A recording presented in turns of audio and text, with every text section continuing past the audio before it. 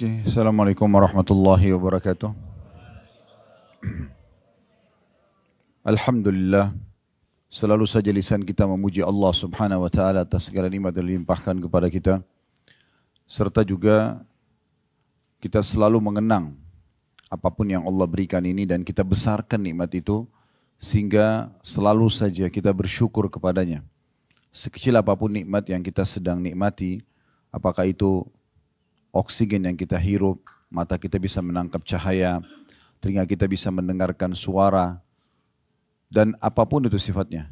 Bisa makan, menelan, mengunyah, bisa minum, istirahat, tidur, dan segala macam nikmat, maka dianjurkan setiap muslim agar membesarkannya, sehingga akhirnya punya nilai ekstra dalam dirinya dan akhirnya dia bersyukur kepada Allah subhanahu wa ta'ala. Tolong suaranya dibesarkan lagi. Dan Allah subhanahu wa ta'ala memerintahkan kita untuk menikmati dan berterima kasih saja. Di saat lapar, Allah menyuruh kita untuk makan. Dan kita punya keinginan serta panduan atau hidayah untuk makan. Dan tugas kita hanya memilih makanan yang kita suka, mau yang gurih, mau yang manis. Setelah itu kita menikmatinya dan dikuatkan dan disempurnakan dengan bersyukur saja. Tidak lebih daripada itu. Allah subhanahu wa ta'ala tidak membebankan kepada kita untuk mengelola makanan yang sudah kita telan misalnya. Begitu repotnya kalau seandainya kita mengunyah makanan, komposisi vitamin-vitamin dan apapun yang ada dalam makanan tersebut, dari potongan daging, dari nasi misalnya, butiran-butiran nasi, atau apa saja, buah-buahan, kita yang harus memilahnya sendiri. Di tubuh kita, mana yang terbagi sebagai protein untuk otot misalnya, mana yang untuk ini dan untuk itu sangat rumit. Tapi Allah subhanahu wa ta'ala memudahkan buat hambanya, kita hanya memilih, mengunyahnya dan menikmati. Setelah itu, lewat ukuran sepertiga jari kita di tenggorokan ini, maka kita sudah tidak punya campur tangan lagi di situ. Semuanya Allah jadikan tubuh kita ini seperti sebuah pabrik raksasa dengan sekian banyak lift-lift dan juga petugas sel-sel di tubuh kita yang menjalankan tugasnya tanpa kita urus sama sekali. Dan akhirnya berjalanlah roda kehidupan ini, kita diberikan kesehatan, kekuatan, dan seterusnya. Dan Allah subhanahu wa ta'ala menyuruh kita agar nikmat-nikmat tersebut disyukuri dengan kalimat Alhamdulillah. Oleh karena itu selalu besarkan nikmat Allah tersebut dan syukuri. Berapa banyak orang di luar sana yang belum bisa melihat matanya atau tidak bisa melihat, tidak bisa mendengar telinganya, tidak bisa terucap satu kata pun dari lisannya karena bisu misalnya. Dan banyak hal ujian-ujian datang kepada orang-orang yang mungkin tidak menimpa kita.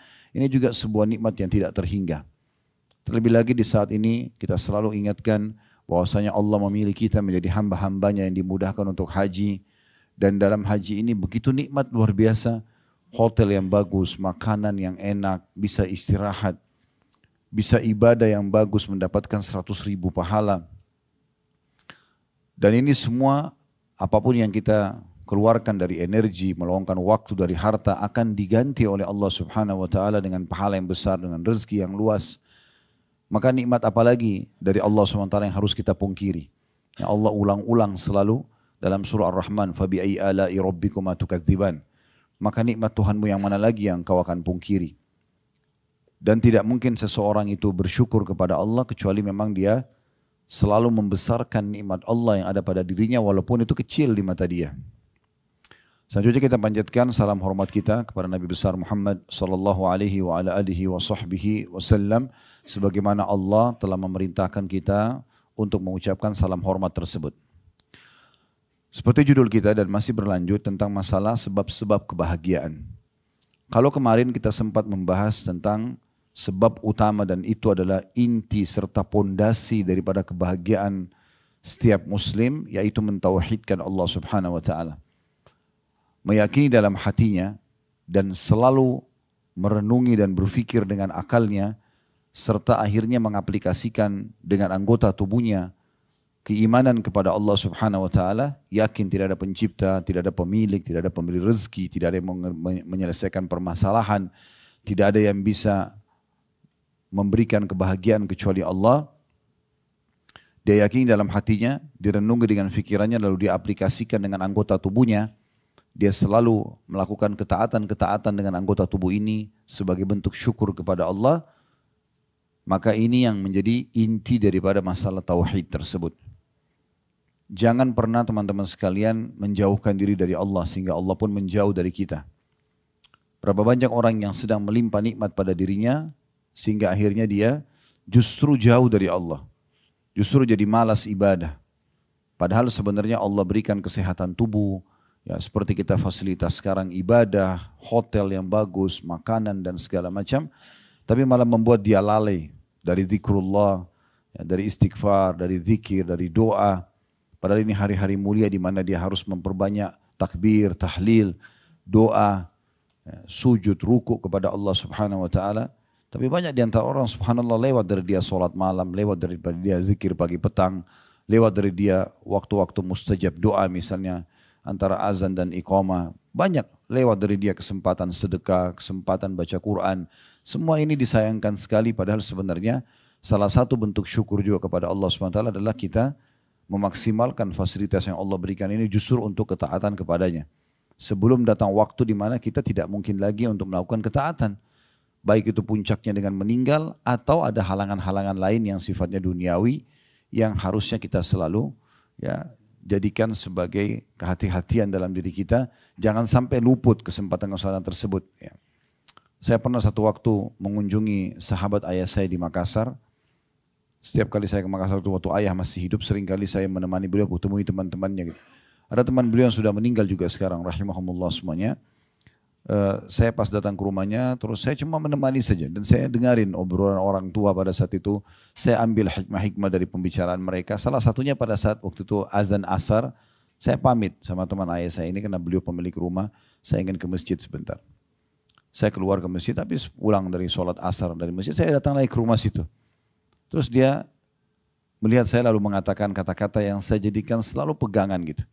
Dia mengatakan, nak dulu saya juga waktu masih muda seperti kamu, saya selalu ke masjid. Selalu ke masjid. Cuma sekarang keadaan saya begini, Allah lagi uji dengan penyakit, kebetulan beliau diketeter, diranjang gak bisa bergerak. Sakit kalau tidak salah stroke kakinya sebelah kanan tuh. Intinya dia gak bisa lagi. Lalu dia mengatakan dulu tuh saya masih muda seperti kamu, saya tidak meninggalkan masjid. Tapi sekarang keadaannya seperti ini. Dia cuma bicara seperti itu saja karena dia melihat saya ke masjid. Tapi subhanallah saya jadikan sebagai bahan introspeksi diri. Saya mengatakan iya, kenapa saya harus tunggu umur sudah tua seperti ini misalnya, kemudian ada halangan baru kemudian menyesali kesempatan-kesempatan tadinya kaki masih bisa melangkah ke masjid, ya tangan masih bisa berzikir, kita masih bisa berdoa, kita masih bisa haji dan umroh tapi disia-siakan. Semuanya dianggap tidak masalah, nanti aja ditunda-tunda. Padahal sebenarnya peluang-peluang tidak mungkin terulang. Ya. Setiap peluang ibadah itu bisa kita katakan tidak terulang. Dan ada waktu juga tempat di mana dia tidak terulang. Kecuali di waktu dan tempat yang Allah perintahkan lagi. Contoh misalnya, kalau hari ini Bapak Ibu menuju ke Mina, Arafah, nggak ada nilainya. Artinya tempat itu mulia, tapi nggak ada nilainya. Belum ada mabit di Mina, belum ada wukuf di Arafah. Dia hanya terjadi di waktu yang sudah Allah tentukan. Itulah tanggal 8 sampai tanggal 13 Zulhijjah. Nah ini waktunya. Kalau orang luput dari waktu ini, maka luput selamanya untuk tahun itu. Dia hanya bisa tahun depan misalnya. Contoh yang lain, sholat misalnya. Bagi laki-laki lebih utama saf awal contohnya. Ya mungkin karena kita di sini Masjid Haram agak susah untuk masuk ke sekitar Ka'bah, gitu kan, kena saf awal di situ. Tapi kalau kita lagi di Indonesia misalnya, selama ada kesempatan masuk di saf awal, masuk. Saf awal itu hanya bernilai di waktu sholat itu. Antara azan dan iqamah saja. Kalau orang yang pas iqamah dia masuk di saf awal, dapat lihat keutamaan saf awal itu. Tetapi kalau imam selesai salam, kita di saf kedua lalu masuk ke saf pertama, nggak ada nilainya. Waktunya cuma itu saja. Kalau kita ingin mengejar kembali keutamaan saf awal itu, tunggu sholat yang akan datang. Cuma permasalahannya, di buku amal kita sudah tercatat, di sholat yang tadi, yang luput saf awal itu, akan tercatat luput dari kita saf awal selamanya. Gak bisa diperbaiki. Setiap peluang ibadah itu, kalau sudah luput dari kita sekali akan luput selamanya. Kita bisa mengejar untuk mengerjakan setelah itu kalau ada kesempatan lagi Allah berikan. Kayak tadi kasus saf awal misalnya. Kayak tadi misalnya haji tapi tahun depan lagi. Tetapi harusnya tercatat di buku amal kita di waktu Allah berikan kesempatan. Kenapa kita harus sia-siakan? Nah ini poin penting sekali untuk diperhatikan dalam masalah amal-amal soleh. Kalau dosa, orang melakukan dosa, dia bisa dihukum sama Allah. Tetapi dengan taubat kepada Allah, bersih. Orang mukmin yang cerdas, dia selalu fokus kepada hal-hal yang diperintahkan yang wajib itu. Ibadah. Dengan sendirinya dosa akan dia tinggalkan. Dan dia harus melihat bahwasanya peluang ibadah ini adalah peluang ibadah saya yang terakhir. Makanya Nabi Muhammad SAW itu, kalau beliau akan takbiratul ihram, beliau biasa menghadap ke makmumnya sambil mengatakan, Sallu salatal muwadda'ah. Salatlah seperti sholat perpisahan. Anggap setelah sholat ini meninggal. Sehingga selalu kita jadikan sebagai hal yang terbaik yang kita bisa lakukan pada saat itu. Bayangkan teman-teman sekalian kalau seandainya kita ditangkap oleh musuh dan akan dihukum mati pada saat itu. Lalu dikasih kesempatan untuk sholat 2 rakaat. Kira-kira seperti apa kita sholatnya? Misal contoh. Atau ada seseorang divonis oleh dokter, secara medis orang ini ya sudah tidak ada umurnya lagi. Tapi dia masih punya kesempatan sholat 2 rakaat. Kira-kira bagaimana sholatnya? Atau lebih jauh daripada itu. Andai saja ada orang meninggal dunia, kemudian diberikan kesempatan hidup oleh Allah beberapa saat. Misal orang sudah meninggal dikasih hidup 5 menit saja.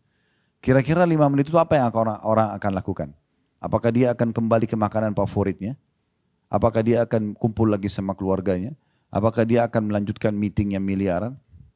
Kalau dikasih kesempatan hidup lagi orang yang sudah meninggal. Pastikan teman-teman sekalian dia akan mencari ibadah yang paling menguntungkan bagi dia. Misalnya tobat nasuha, misalnya sujud, sholat 2 rakaat. Untuk mati lagi setelah itu. Maka kita tidak usah tunggu teman-teman sekalian dokter vonis kita. Tidak perlu kita tunggu misalnya musuh akan menawan dan menebas leher kita. Kita tidak perlu menunggu meninggal dulu baru kemudian kita mau menyesal. Dibangunkan lagi untuk mengejar amal soleh, tidak. Tapi kita bagaimana menjadikan peluang amal soleh itu adalah kesempatan emas yang Allah berikan. Saya selalu termotivasi dengan hadis Nabi alaihi salatu wassalam tentang 3 orang yang datang masuk Islam di kota Madinah, kemudian ketiga orang ini tinggal menjadi tamu di rumahnya Talha bin Ubaidillah radhiyallahu anhu. Talha bin Ubaidillah salah satu dari 10 sahabat yang jamin masuk surga. Orang ini datang, 3 orang ini datang kemudian bertamu. Berjalan waktu, dari 3 orang yang bertamu ini, yang pertama ikut jihad mati syahid. Berjalan waktu lagi, dikumandangkan lagi jihad, orang yang kedua ikut berperang mati syahid lagi. Berjalan waktu lagi, orang yang ketiga meninggal dunia tapi tidak mati syahid. Cuma dia lebih telat matinya. Berjarak. Yang pertama mati syahid, beberapa hari kemudian meninggal lagi, yang kedua mati syahid. Berjalan lagi waktu, orang yang ketiga meninggal tapi mati di atas ranjangnya saja. Talha bin Ubaidillah radhiyallahu anhu mimpi, Allah mimpikan melihat ketiga orang ini. Dia lihat di surga, diperlihatkan di surga ketiga orang ini, yang orang pertama meninggal di bagian belakang, yang kedua meninggal di depannya, yang terakhir meninggal paling depan yang tidak mati syahid. Artinya paling bagus derajatnya, paling besar pahalanya, padahal dia tidak mati syahid. Maka Talha bin Ubaidillah bertanya kepada Nabi SAW, ya Rasulullah, ketiga orang yang datang masuk Islam, datang ke rumah saya itu, yang mereka yang 2-nya mati syahid, yang 1-nya mati di atas ranjang. Saya mimpi mereka di surga. Tapi yang membuat saya heran kenapa orang yang bukan mati syahid itu justru yang paling depan. Yang paling bagus fasilitasnya. Maka Nabi SAW menjawab mengatakan, wahai Talha, kenapa kau heran? Mana perhitunganmu dari solat-solat dia yang sempat dia kerjakan, yang tidak sempat atau tidak bisa dikerjakan oleh orang yang mati terlebih dahulu daripada dia. Walaupun selisih cuma berapa hari. Itu sudah cukup membedakan derajat mereka di surga.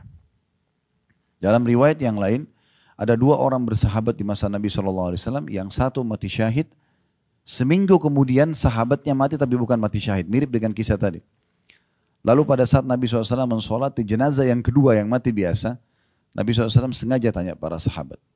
Kata beliau, kira-kira menurut kalian bagaimana perbedaan derajat antara orang ini sama sahabatnya meninggal pekan lalu? Spontan semua sahabat mengatakan, ya Rasulullah, semoga orang ini bisa menyusul derajat temannya meninggal minggu lalu, pekan lalu. Karena yang meninggal pekan lalu mati syahid. Di pikiran para sahabat, ini pasti lebih rendah derajatnya. Pasti mudah-mudahan dengan persahabatannya ini malah mencapai, bisa diangkat ke derajatnya orang yang meninggal pekan lalu. Kata Nabi SAW, perhatikan, demi zat yang jiwaku dalam genggaman yang muslim demi Allah, sungguh derajatnya jenazah yang sedang kita solati yang tidak mati syahid ini, dibandingkan dengan temannya yang mati syahid pekan lalu, itu antara langit dan bumi. Lebih tinggi orang ini. Karena dia sempat ibadah kepada Allah selama sepekan saja. Sempat dapat Jumat sekali, sempat sholat 5 waktu setiap harinya, sempat sedekah beberapa dirham dan dinar pada saat itu ya. Itu sudah cukup teman-teman sekalian untuk melebihkan derajat dia dibandingkan orang yang meninggal terlebih dahulu walaupun mati syahid. Apa maksudnya? Maksudnya adalah bagaimana setiap orang di antara kita jangan sia-siakan peluang amal soleh yang Allah berikan. Bahkan saya selalu jadikan pegangan hidup saya dan saya juga berharap teman-teman seperti itu. Setiap ada peluang amal soleh, jadikan itu adalah peluang terakhir kita. Anggap setelah kita kerjakan meninggal. Sehingga kalau ada orang lagi minta bantuan, kita tidak akan menundanya karena kita anggap setelah ini mungkin saya meninggal. Ada kesempatan sholat malam, lakukan. Kesempatan haji dan umrah, baca Quran, zikir pagi petang, bakti sama orang tua, jenguk orang sakit. Apa saja, bantu orang lain. Jadikan itu peluang terakhir. Berapa banyak orang setelah mengerjakan itu sehingga akhirnya meninggal dunia. Dan memang menjadi husnul khatimah. Karena meninggal dalam keadaan ditutup hidupnya dengan kebaikan. Berapa banyak justru orang yang tidak pernah menyia-nyiakan kesempatan dosa dan tidak mau juga taubat kepada Allah, akhirnya ditutup dengan su'ul khatimah. Jadi tema kita pagi ini Bapak Ibu sekalian, ini semua tadi kronologis pembukaan. Sebab-sebab kebahagiaan kedua setelah mentauhidkan Allah adalah introspeksi diri. Muhasabah. Jadi bagaimana seorang mukmin selalu introspeksi diri. Kalau ada kesempatan amal soleh, dia segera mengerjakannya. Tidak ada yang menghalangi dia untuk mengerjakan amal soleh, baik wajib ataupun sunnah dari urusan dunia. Semua urusan dunia itu dikesampingkan. Selama itu perintah Allah di depan mata dia, wajib ataupun sunnah dia akan kerjakan terlebih dahulu. Coba praktekin teman-teman sekalian. Lagi meeting, berhentikan dulu untuk sholat. Azan berhenti, sholat. Dan lakukan dengan khusyuk. Pastikan meeting Anda akan sukses nanti. Tapi kalau tunda aja nanti, nggak apa-apa lah, nanti aja sholat nomor sekian. Pasti akan macet itu, kan susah. Coba dengan tenang berikan hak sholat itu. Nabi SAW kalau mau berperang, ada hajat apapun, ke sholat. Mohon dulu kepada Allah Subhanahu Wa Taala. Jadi kalau ada peluang amal soleh jangan sia-siakan. Selanjutnya, kalau sudah mengerjakan amal soleh, maka dia selalu menjaga agar tetap dengan kualitas yang sama. Contoh misalnya, kita haji seperti ini. Karena kita lagi haji, saya kasih contoh. Anggap setelah haji ini insya Allah Allah terima, setelah itu 10 tahun berjalan, kita nggak pernah cerita apa-apa sama orang. Kita berusaha menjaga keikhlasan. Mungkin saat tawaf kita sempat menangis, mungkin pada saat sujud kita sempat menangis, mungkin ada kenikmatan itu, mungkin di Arafah nanti berdoa kita merasakan kenikmatannya. Kita jaga. Menjaga kualitas ibadah itu setelah dikerjakan penting sekali. Kenapa? Karena masih bisa dihapus pahalanya. Riya itu bukan hanya terjadi pada saat ibadah sedang dikerjakan, bisa terjadi setelah dikerjakan. Sekarang kita sedekah ini ikhlas. Besok kita ceritain kepada teman-teman, oh kemarin tuh saya sedekah di sana. Bisa hilang nggak pahalanya? Bisa hilang. Haji sudah lewat 10 tahun pun, tiba-tiba ada orang ngobrol. Saya, dia baru pulang haji misalnya. Saya kemarin waktu tawaf tuh nangis, tersentuh banget tuh lihat Ka'bah misal. Dia ngomong gitu. Syaitan bisikin kita, kau kan juga 10 tahun lalu sama tuh. Nah, waktu tawaf sempat nangis, ceritain juga. Oh saya juga begitu, selesai urusannya. Nah, selesai urusannya. Yang sudah 10 tahun kita jaga habis. Coba bayangkan. Poin ini banyak orang luput nih. Jadi setelah poin pertama jangan menyanyiakan peluang amal soleh. Setelah itu poin kedua ini satu rangkaian menjaga selalu kualitas ibadah itu selamanya sampai kita wafat.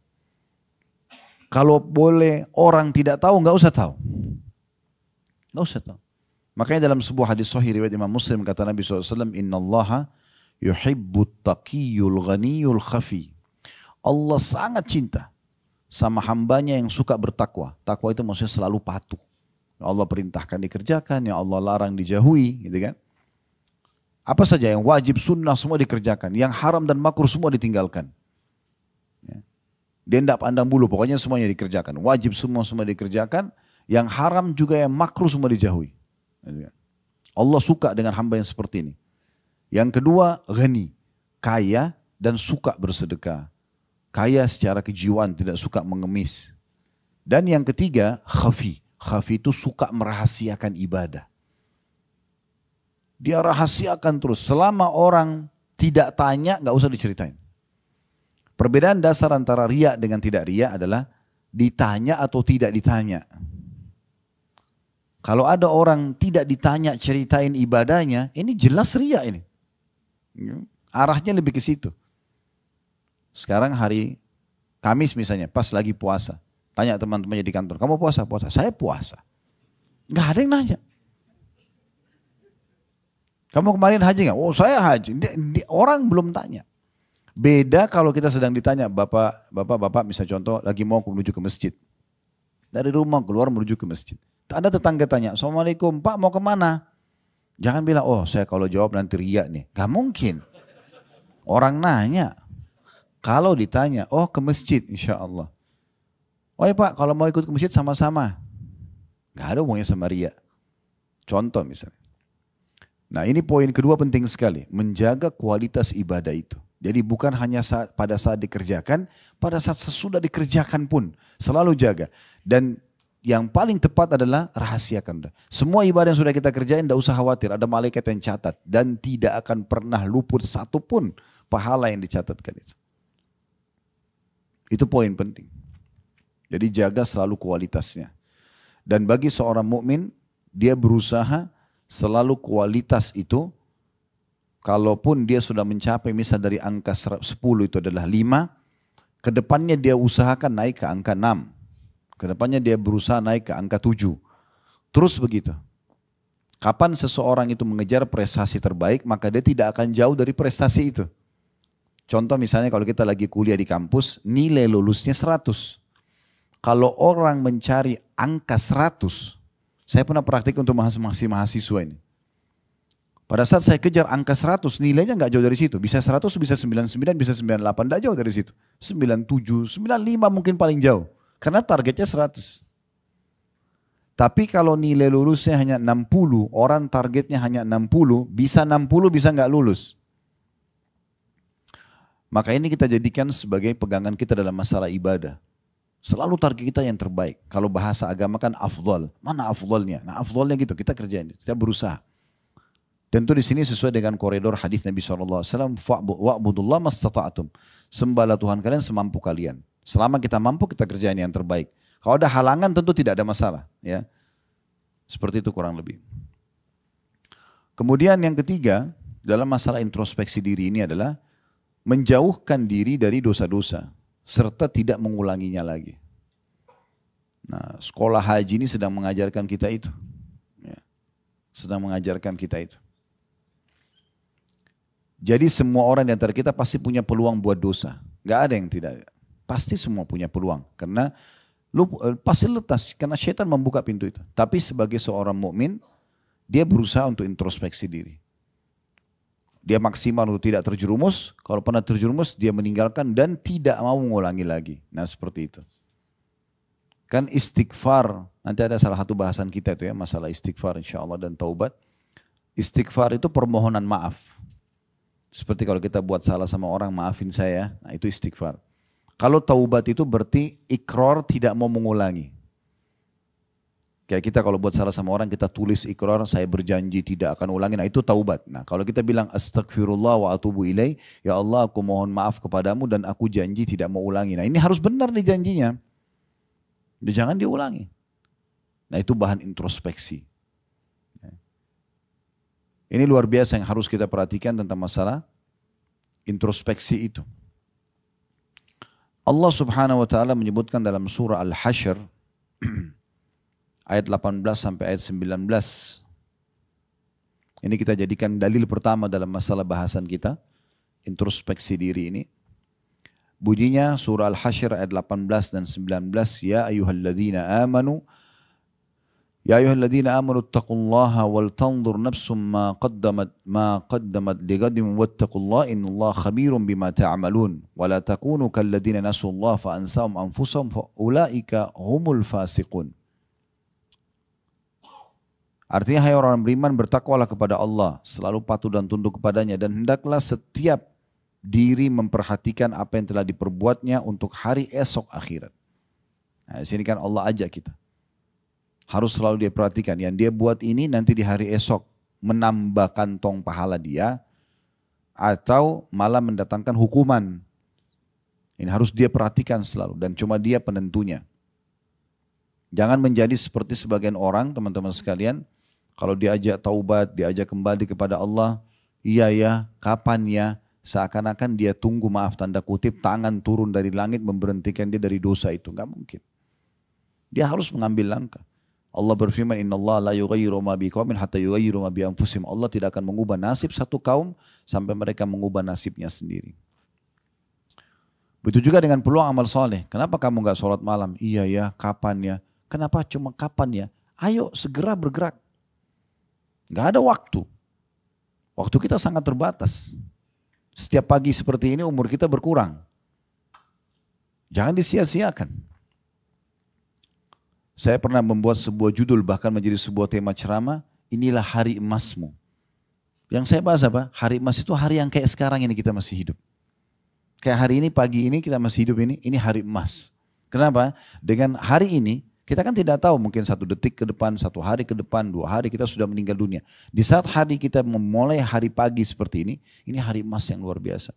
Karena kalau kita pernah berbuat amal soleh di masa lalu, maka ini kesempatan untuk menambah dia secara kualitas dan kuantitas. Kalau di masa lalu kita berbuat dosa, saat ini kesempatan bertaubat. Masih ada kesempatan sehingga tidak dihisap oleh Allah nanti. Ini hari emas yang luar biasa. Jadi kalau datang hari seperti ini, peluang emas, jangan disia-siakan. Banyak orang begitu dia merasa dirinya lowong, waktu lowong, malah jauh tidak beribadah tadi saya bilang. Sayang sekali. Padahal sebenarnya kesempatan ini adalah kesempatan emas. Makanya kata Nabi SAW, ni'matani magmunun katsirun minan nas. 2 nikmat yang banyak luput dari sekalian banyak manusia. As-sihhatu wal faraq. Kesehatan dan waktu lowong. Seorang salafus saleh pernah melewati anak-anak muda lagi duduk di pinggir jalan, ngobrol, omong kosong. Ya, enggak jelas arahnya. Enggak mendatangkan maslahat dunia apalagi akhirat. Kalau orang duduk bicara masalah bisnis, masa depan, pendidikan, bermanfaat mungkin. Gitu kan. Mungkin dia mau bangun rumah, dia konsultasi, mungkin. Urusan dunia, tapi ada manfaatnya. Enggak ada orang mungkin duduk ngobrol sama temannya sudah 20 tahun, itu aja ceritanya berulang-ulang. Temannya sudah hafal di luar kepala, diulang-ulang. Apa manfaatnya? Ya. Maka beliau lewat dan lihat orang-orang yang lagi ngobrol omong kosong. Kata beliau, demi Allah kalau seandainya bisa saya beli waktunya mereka, saya akan beli. Ini waktu yang mereka buang-buang ini, kalau saya bisa beli, saya bayar pakai uang ini. Saya dikasih, tapi nggak bisa, sudah ditentukan waktu masing-masing. Maka jangan sia-siakan itu. Makanya Allah bilang di sini, hai orang-orang yang beriman, bertakwa kepada Allah. Jadikan semua hidup kalian kepatuhan kepada Allah. Apa yang diperintahkan tadi wajib atau sunnah, sibuk dengan itu. Apa yang dilarang haram dan makruh pun tinggalkan. Dan harusnya Allah mengatakan setiap jiwa, setiap diri memperhatikan apa yang telah diperbuatnya untuk hari esok. apa yang dia persiapkan untuk hari pulangnya. Karena semua kita akan meninggal dunia. Sesehat apapun badan kita, semuda apapun usia kita, ya, tetap saatnya kalau meninggal akan mati. Kata Nabi SAW, bila Allah ingin mencabut nyawa seorang hamba, ya, di satu lokasi Allah akan buat dia punya hajat di situ dan meninggal di situ. Berhubungan dengan urusan dia penting sekali, dia harus ke sana, dia tidak tahu ternyata tempat sana itu ajalnya datang. Dia akan meninggal dunia, pasti. Berapa banyak orang yang sehat meninggal lebih daripada orang yang sakit. Berapa banyak orang yang muda meninggal lebih daripada orang yang tua. Berapa banyak orang kaya meninggal lebih daripada orang yang miskin. Banyak sekali. Kalau kita mengkhayal teman-teman sekalian nanti masuk ruangan ICU baru meninggal, ini keliru ini. Ya. Sekarang saya tanya, mana lebih banyak? Pasien yang ada di rumah sakit dengan seluruh staf yang ada di rumah sakit itu dengan jumlah orang yang lalang depan rumah sakit. Mana yang lebih banyak? Hah? Mana suaranya nih? Lalang. Artinya yang meninggal sehat lebih banyak daripada meninggal orang sakit. Kenapa harus meng-hire ruangan ICU? Jadi orang yang cerdas itu harus jadikan bahan introspeksi diri. Kita bisa meninggal setiap saat. Ya, saya sering kasih contoh di pengajian, bukan mendoakan diri saya, tapi bisa saja berapa banyak gitu kalau kita lihat contoh-contoh di YouTube meninggal husnul khatimah. Biasa banyak cuplikan, ada lagi ceramah, ada yang lagi sholat, ada yang lagi ihram meninggal. Dia tidak sangka kalau tadi dia akan meninggal, tapi bisa saja. Mungkin lagi begini saya lihat malaikat maut cabut ruh saya meninggal. Orang cuma kenang Khalid Basalamah pernah ceramah, selesai. Itu cuma dikenang sehari, 2 hari, seminggu, habis itu selesai. Udah, kita akan pulang kepada Allah dan membawa apa yang sudah kita perbuat. Dari amal baik yang kita akan gembira melihatnya, atau amal buruk kita akan dihukum kalau tidak sempat taubat. Dan semua orang akan begitu. Semua orang, biar makanannya makanan yang paling sehat, setiap hari olahraga, udaranya paling segar, tetap aja sama. Kalau ajal datang meninggal. Maka harus hati-hati. Harus hati-hati nih. Makanya Allah bilang harus setiap jiwa itu muhasabah, introspeksi diri. Melihat apa yang akan dia persiapkan untuk hari nanti pulang. Kita selalu terbuai dengan, oh umur masih muda. Selalu lihat orang yang lebih tua dari kita, oh itu orang lebih tua. Padahal banyak yang lebih muda dari dia sudah meninggal. Kan gitu. Kemarin kami salah satu staf di kantor, 37 tahun kalau tidak salah. Meninggal. Lagi gendong bayinya, anak istrinya baru melahirkan, tiba-tiba daerah sakit kepalanya jatuh di rumah sakit. Masuk rumah sakit ternyata divonis dokter sudah kanker otak stadium 4. Operasi gagal, meninggal. Istrinya cuma bilang begitu cepat kayak kami tidak sadar gitu. Masih muda. Subhanallah kalau ajal datang.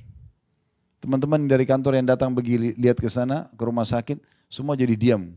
Kata salah satunya cerita sama saya, kami jadi diam semua introspeksi diri. Karena ada teman-teman di kantor yang jauh lebih tua dari dia. Tapi subhanallah ajal datang. Ada paman kami di Makassar, profesor meninggal umur 46 tahun, belum sampai 50. Di rumah beliau ada tante beliau, nenek kami, itu umurnya sudah 80 tahun, belum meninggal, subhanallah. Beda setengah umurnya. Ya begitu kalau datang. Jadi jangan selalu mengkhayal, oh nanti aja tunda-tunda, saya masih muda, selalu patokannya orang yang lebih muda, enggak. Lalu Allah mengatakan, dan selalulah bertakwa kepada Allah. Sesungguhnya Allah maha mengetahui apa yang kamu kerjakan. Baik atau buruk, Allah selalu lihat. Di ayat 19-nya, وَلَا تَكُونُوا كَالَّذِينَ نَسُوا اللَّهَ فَأَنْسَاهُمْ أَنْفُسَهُمْ أُولَئِكَ هُمُ الْفَاسِقُونَ. Dan jangan pernah kamu seperti orang-orang yang lupa kepada Allah. Gak mau ibadah. Ya. Selalu buat dosa. Lalu Allah menjadikan mereka pun lupa kepada diri mereka sendiri. Mereka lupa umurnya, lupa ibadahnya dan segala macam. Mereka itulah orang-orang yang fasik, kata Allah. Ya. Muhasabah ini teman-teman sekalian, memang bagian daripada rangkaian agama kita. Umar bin Khattab punya statement yang menarik dalam masalah ini. Beliau mengatakan, hasibu anfusakum qabla an tuhasabu.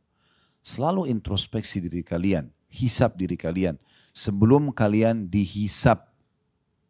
Sebelum kalian dihisab, ya.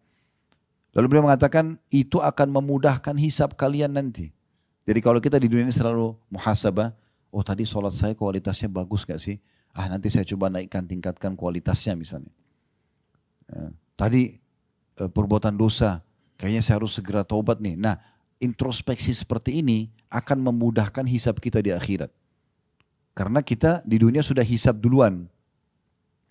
Selalu kita berusaha tingkatkan kualitas daripada ibadah kita dan selalu kita segera meninggalkan pelanggaran yang kita lakukan. Lalu beliau mengatakan, dan timbanglah amal kalian sebelum ditimbang kelak. Ingatlah keadaan yang genting pada hari kiamat nanti. Sebagaimana Allah gambarkan dalam surah Al-Haqqah ayat 18 kata beliau. Yauma idzin tu'raduna la takhfa minkum khafiyah. Pada hari itu nanti kamu akan dihadapkan kepada Rabbmu secara individual. Setiap orang di antara kita akan menghadap kepada Tuhannya dan secara individual. Tiada sesuatu pun dari keadaanmu yang tersembunyi bagi Allah. Ini dinukil dari kitab Zuhudnya Ibnu Mubarak rahimahullah, seorang ulama tabi'in, di halaman 306. Fudail bin Iyad rahimahullah, seorang ulama tabi'in berkata, mukmin itu rajin menghisap dirinya, introspeksi diri. Kalau dia berbuat amal soleh, tadi sudah maksimal nggak sih kualitasnya, gitu kan? Kuantitasnya kalau memang ada tambahan kuantitasnya, jumlahnya. Kalau belum, dia maksimalkan. Kalau sudah bagus, dia pertahankan. Dan orang mukmin itu tidak pernah puas dengan ibadah yang dia kerjakan ya. Tidak pernah puas. Kayak misalnya kita sholat malam nih, sudah kita kerjakan 11 rakaat. Dia coba berusaha selalu untuk menambah kualitasnya. Kalau tadinya kita sholat setiap rakaat cuma baca 2-3 ayat, satu surah pendek di juz 30, enggak, sekarang saya coba tambah. Kalau perlu kita coba mengejar sunnah Nabi SAW, itu dianjurkan untuk membaca setiap malamnya 100 ayat Al-Quran. Bahkan sampai 1000 ayat Al-Quran di sholat malam. Kalau kita ambil misalnya ada penyebutan hadis Nabi SAW tentang keutamaan orang yang baca 10 ayat satu malam, ya dia akan dikasih satu kintor itu kayak lebih baik daripada dunia dan seluruh isinya. Kalau 100 ayat itu akan dapat pahala yang besar, kalau 1000 ayat maka sudah tidak terhingga lagi pahala yang akan didapatkan. Kalau kita ambil misalnya 100 ayat berarti satu rakaatnya 10 ayat. Tapi kan Ustadz hafalan saya terbatas, sudah keluar fatwa ulama membolehkan kita untuk memegang mushaf. Kalau sholat sunnah ya. Jadi kita bisa ambil pegang aplikasi Al-Quran di handphone sambil sholat malam. Daripada terulang-ulang inna atayna wal asr terus. Ya. Kenapa nggak mulai dari Al-Baqarah misalnya. Ya kan? Al-Baqarah 10 ayat rakaat pertama. Ruku, lipat, Allahu Akbar. Rakaat kedua berdiri lanjut lagi dari ayat 11 sampai ayat 20. Satu malam 100 ayat. Al-Quran 6000 ayat sekian. Dengan cara seperti ini bisa mengkhatam Al-Quran. Misal contoh, sholat duha juga bisa. Kan gitu. Ini contohnya. Fudail bin Iyad rahimahullah mengatakan mukmin itu selalu rajin menghisap dirinya dan ia mengetahui bahwa ia berada di hadapan Allah kelak. Dia akan nanti dihadapkan kepada Allah Subhanahu wa taala. Sedangkan orang munafik adalah orang yang lalai terhadap dirinya sendiri, maksudnya enggan introspeksi diri. Semoga Allah merahmati seorang hamba yang terus mengoreksi dirinya sebelum datang malaikat maut untuk menjemputnya. Cukup banyak sekali ya para ulama salaf yang coba introspeksi diri gitu. Di antaranya ada statement menarik dari Muhammad bin Wasi' rahimahullah. Beliau mengatakan, "Lau kana lidzunubi rihun ma qadara ahadun an yajlisa ilayya." Padahal ini ulama besar ya. Beliau mengatakan kalau seandainya dosa itu memiliki bau, mungkin tidak akan ada seorang pun yang bisa duduk bersamaku. Supaya dia introspeksi diri. Sebagian mereka, teman-teman sekalian, kalau lagi jalan, kakinya kesentuh batu misalnya. Maka sudah cukup mereka beristighfar kepada Allah. Mereka yakin itu peringatan dari Allah. Di antara mereka ada yang kalau lewat, di dekat tong sampah, kecium bau busuk, mereka sudah cukup beristighfar untuk itu. Mereka anggap tidak mungkin Allah ciumkan bau busuk ini kecuali sebagai peringatan. Selalu begitu, peka sekali. Kita kadang-kadang subhanallah lihat orang meninggal di dekat kita, jenazah diantar, enggak tersentuh karena hati sudah sangat keras. Ya. Maka introspeksi diri ini manfaatnya besar sekali, akan membuat kita tidak bangga dengan amal soleh yang kita kerjakan. Kita juga takut terhadap dosa yang sudah kita kerjakan, sehingga kita selalu istighfar. Dan tidak ada lagi dengan orang yang sering muhasabah, tidak ada lagi orang menganggap remeh orang lain.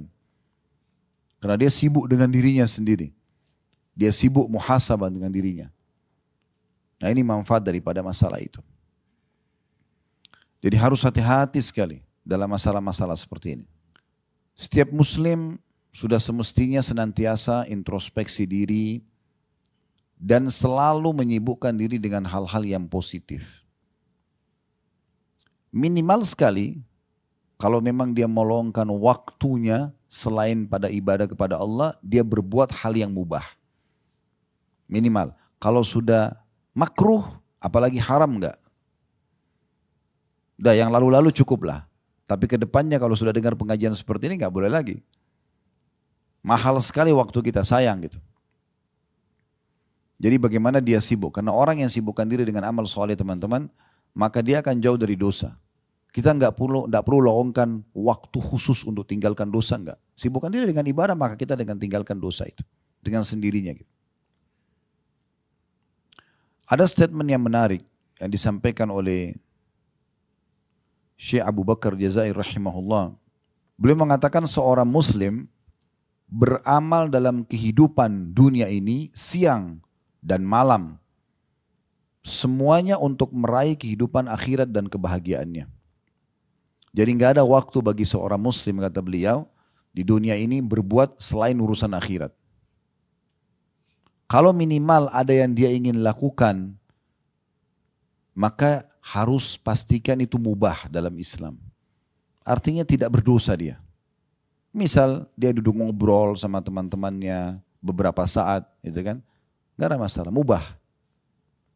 Bahkan seorang muslim bisa mengemas sesuatu yang mubah menjadi sunnah sehingga dia raih pahala. Contoh, makan, minum, tidur, ya, mandi, kan mubah semua itu.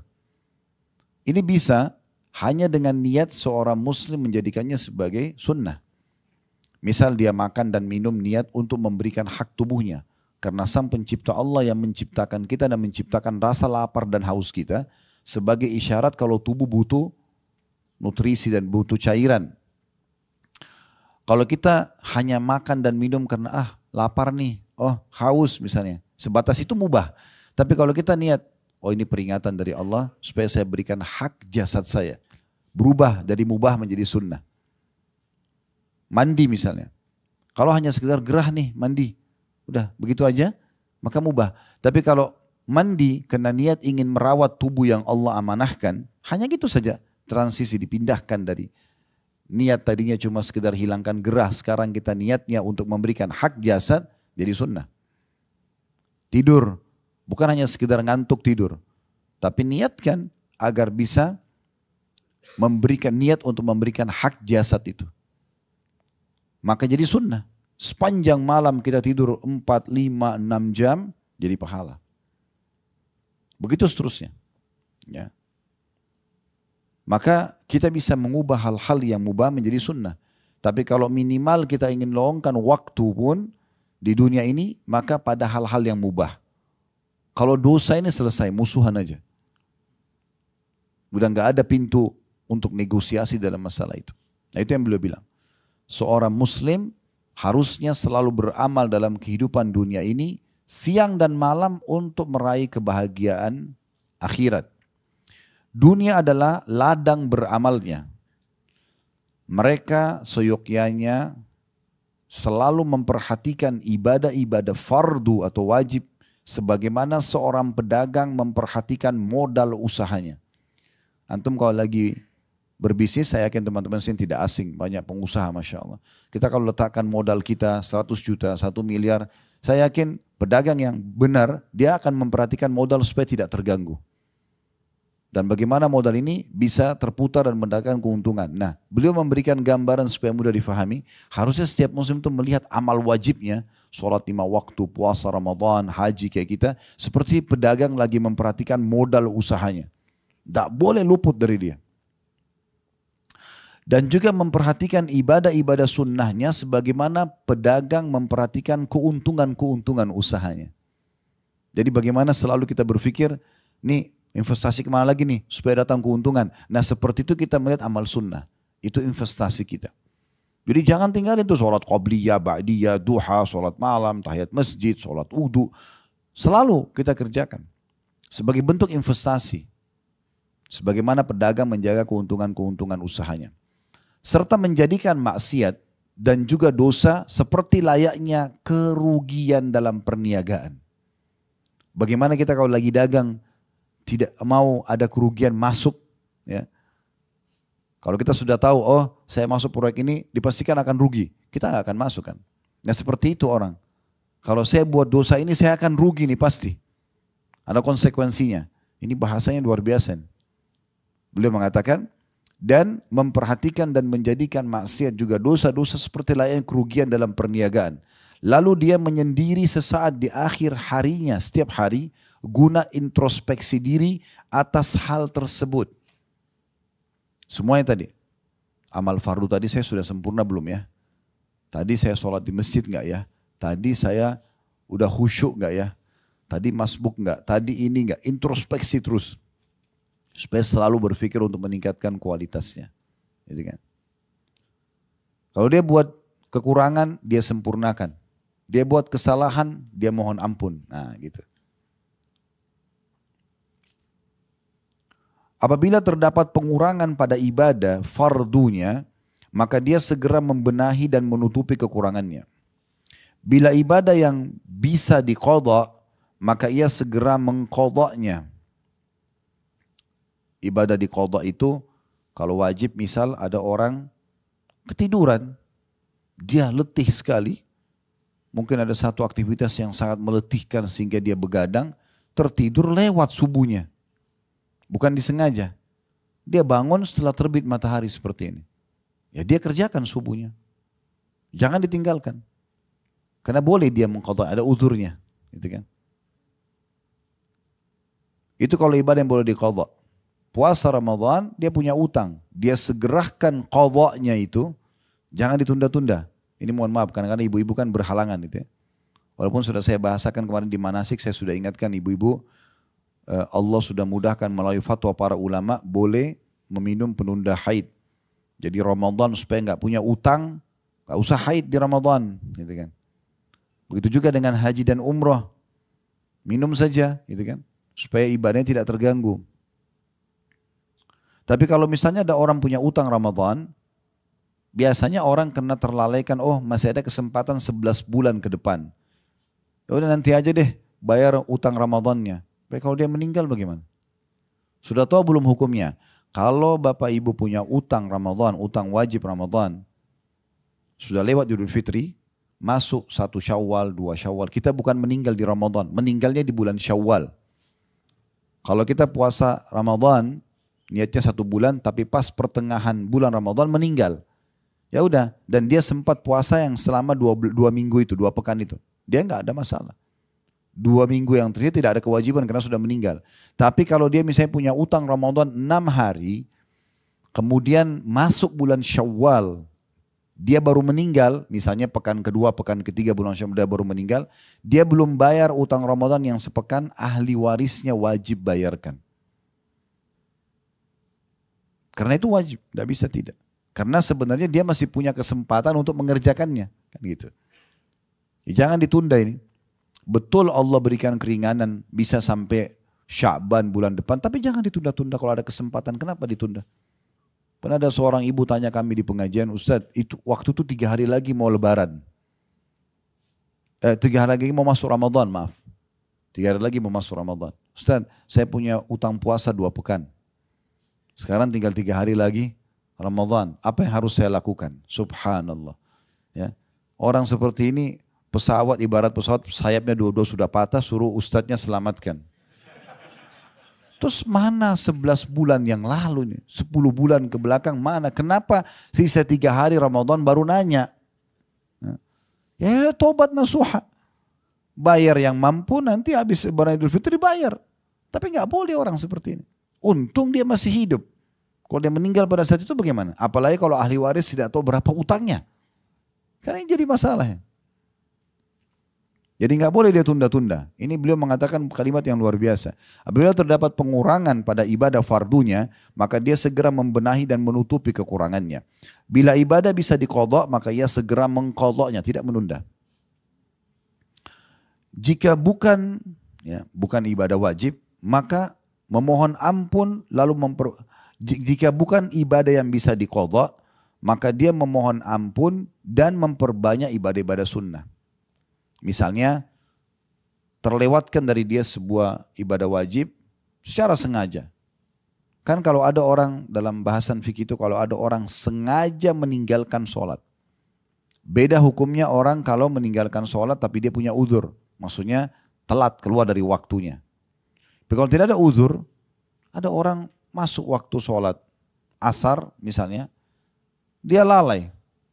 Tidak mau memang sholat, sudahlah nanti aja. Dia mungkin berharap ada petunjuk apa yang datang kepada dia untuk dia sholat. Dia memang tidak mau sholat. Begitu tiba maghrib, udah lewat waktu asar. Kebetulan ada satu orang yang datang menasihatin dia, lalu dia tersentuh, dia ingin taubat kepada Allah. Di sini teman-teman sekalian, dia nggak boleh lagi sholat asar. Karena dia sengaja tinggalkan. Bukan uzur. Dia tinggal setelah taubat sholat maghribnya. Karena masuk waktu maghrib. Jadi nggak boleh yang sengaja ditinggalkan itu untuk diulangi lagi. Kemudian kata beliau, apabila ia melihat kekurangan dalam ibadah-ibadah sunnahnya, maka dia segera menggantikannya. Ya. Disnukil dalam perbuatan Abdullah bin Umar radhiyallahu anhu, dan juga pernah disebutkan dari Nabi SAW kalau beliau terlewatkan sholat malam, Nabi SAW pernah satu malam tertidur nggak sholat malam, maka beliau mengganti dengan 12 rakaat di waktu duha. Kalau sholat malam kan kalau dengan witirnya ganjil ya 11, nah itu dia dikerjakan 12 sebagai ganti sholat malamnya yang ketinggalan gitu. Apabila ia melihat kekurangan dalam ibadah-ibadah sunnahnya, maka dia menggantikan dan menutupi kekurangannya. Jadi kayak misalnya sebagian salaf juga itu kalau ketinggalan sholat malam, maka beliau tutupin dengan sedekah misalnya. Ditutupin dengan ibadah-ibadah lain. Apabila dia mengalami kerugian akibat menerjang larangan-larangan Allah, misalnya orang buat dosa, maka ia segera mohon ampun dan kembali kepada Allah. Ini dinukil dari kitab Minhajul Muslim di halaman 158. Kata para ulama, muhasabah adalah metode terbaik dalam memperbaiki diri, melatih, mensucikan jiwa, membersihkannya dari segala pelanggaran, memaksimalkan untuk meraih apa yang Allah janjikan. Itu fungsi daripada introspeksi diri. Ya. Umar bin Khattab berkata, bila malam hari, ini Umar melakukan sebagai bentuk introspeksi diri ya. Kalau tiba malam hari, beliau punya tongkat, biasa beliau pakai jalan gitu ya. Beliau angkat telapak kakinya sendiri lalu beliau pukul sendiri. Sambil beliau mengatakan, ya, apa yang telah engkau lakukan hari ini? Jadi maksudnya dia sendiri sebagai bahan introspeksi dirinya, dia mengatakan apa yang telah engkau lakukan pada hari ini. Dari riwayat lain dan riwayat lain, beliau kalau tidur, Umar bin Khattab kalau tidur, beliau letakkan bejana air di sebelah ranjangnya. Sambil tidur, telapak tangannya berada di atas bejana itu. Kalau tangannya kesentuh bejana lalu dia bangun, udah dia bangun, tidak tidur lagi sampai subuh sholat. Abu Talha radhiyallahu anhu, seorang sahabat Nabi yang lain, terkenal dengan kebun kurmanya yang sangat banyak, orangnya kaya raya. Satu waktu pada saat akan panen, buah kurmanya sangat banyak, melimpah dan ranum sekali gitu. Dia tertarik dengan itu. Maka dia pun akhirnya luput dari zikir kepada Allah. Ya. Maka dia segera bermuhasabah kepada Allah. Jadi dia sibuk, dia liatin terus buah-buahnya keliling kebun itu lama waktunya, berjam-jam habis hanya untuk itu saja. Lalu beliau baru sadar, ternyata ini banyak sekali waktu saya terbuang hanya untuk lihat ini saja. Maka beliau mengeluarkan sedekah setengah kebunnya itu sebagai bahan introspeksi diri. Ahnaf bin Qais radhiyallahu anhu, seorang sahabat Nabi yang lain, suatu ketika, kan masa itu tidak ada penerangan kayak kita sekarang. Zaman dulu orang pakai sumbu dengan minyak zaitun, ada api untuk penerangan gitu. Maka dia pernah memasukkan atau meletakkan jari-jarinya di atas api itu yang ada dari sumbu untuk penerangan. Lalu dia berbicara dengan dirinya sendiri, ya, pada saat dia sudah rasakan panasnya api itu, lalu dia mengatakan, ya, hai Hunaif, dia panggil namanya sendiri. Apa yang mendorongmu berbuat kala itu? Apa yang mendorongmu berbuat kala itu? Terus saja beliau mengucapkan itu, sampai akhirnya dia merenungi kesalahan dia dan dia berjanji tidak akan mengulanginya. Pernah ada seorang salaf melihat ke arah seorang wanita yang tersingkap auratnya, lalu ia pun memukul dirinya sendiri. Memukul ke arah matanya sambil mengatakan, sungguh engkau sangat memperhatikan hal-hal yang bisa mencelakakan dirimu. Seorang yang lain pernah sengaja ke gurun pasir yang sangat panas di siang hari, dan dia buka bajunya kemudian dia mengguling-gulingkan dirinya di pasir tersebut. Sambil dia mengatakan, rasakanlah ini karena neraka jahanam lebih panas daripada ini. Rabi' ibn Huthaim rahimahullah, seorang ulama tabi'in, beliau sengaja menggali liang lahat di belakang rumahnya. Sengaja beliau gali itu. Setiap hari masuk ke situ. Dan gara-gara ini ibadah semua banyak yang tidak ditinggalkan oleh beliau. Dia masuk ke liang lahat itu, duduk sejenak, dia baring sambil dia membaca firman Allah Subhanahu wa taala, qala rabbirji'un. Wahai Tuhanku, kembalikanlah aku. Kalau orang kafir nanti meninggal, dalam surah Al-Mu'minun, nanti kita akan baca ayat-ayat ini ya, insyaAllah sebentar sebagai bahan muhasabah kita. Orang kafir akan mengatakan, qala rabbirji'un. Di ayat 99 surah nomor 23. Ayat 99 berbunyi, hatta idza ja'a ahadahumul mautu qala rabbirji'un. Demikianlah keadaan orang-orang kafir itu, kata Allah, hingga apabila, maksudnya mereka terus lalai dari beriman kepada Allah, kufur kepada Allah, hingga apabila datang kematian kepada seseorang dari mereka, mereka akan mengatakan, ya Tuhanku, kembalikanlah aku ke dunia. Semua orang kafir akan mengucapkan ini, dan semua orang yang terus lalai dengan ibadah, kemudian mereka juga terus dalam dosa tidak taubat, akan sama kasusnya. Pas malaikat mau datang mau cabut ruhnya, dia akan mengatakan, qala rabbirji'un, wahai Tuhanku, kembalikanlah aku ke dunia. Untuk apa kira-kira? Tadi sudah saya singgung, apakah untuk kembali ke makanan favoritnya, ke meetingnya, ke apa saja? Enggak. Perhatikan, ini kekal. Allah sudah turunkan 1400 tahun yang lalu, dan akan terus ditilawakan oleh orang beriman sampai hari kiamat nanti. Ayat 100-nya, orang yang mau meninggal, yang kafir, ataupun yang banyak kelalaian dari ibadah atau banyak dosanya tidak sempat tobat, mereka akan mengatakan ini. Perhatikan baik-baik ayat 100-nya. La'alli a'malu salihan fima tarakt. Kalla innaha kalimatun huwa qailuha wa min waraihim barzakhun ila yaumi yub'atsun. Tujuannya kembali ke dunia agar aku berbuat amal soleh terhadap apa yang telah aku tinggalkan dulu. Jadi kalau mereka dikasih kesempatan untuk hidup lagi, maka mereka akan maksimal ibadah. Nah, kenapa kita harus tunggu seperti ini? Malaikat mau datang baru mau minta. Sudah tidak mungkin gitu.